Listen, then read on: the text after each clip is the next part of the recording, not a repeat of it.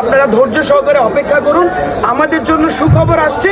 এবং যারা নোয়াখালীর আছেন আপনারা এবার না হয় কুমিল্লার উদযাপনে উজ্জীবিত হবেন আগামীতে ইনশাল্লাহ। আপনারা যখন আপনারা ডেভেলপ করবেন আমরা সবাই মিলে ইনশাল্লাহ আগামীতে নোয়াখালীকে বিভাগ করব।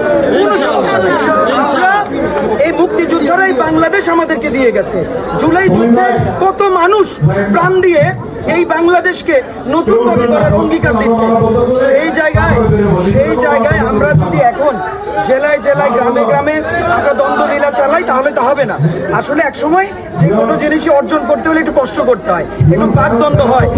একটা ঘরে যখন আমরা থাকি, একটা ঘরে যখন আমরা বসবাস করি, মা বাবারা বলে যে পাইলাই পাইলাই বাড়ি খায়। আমাদের না হয় নোয়াখালী কুমিল্লা একটু পাইলাই পাইলাই বাড়ি খাইলো, অসুবিধা কি হয়েছে? আমরা সবাই ভাই ভাই, ইনশাল্লাহ আমরা এইবার কুমিল্লা বিভাগটা চাই, ইনশাল্লাহ আমাদের এবারে আসবে।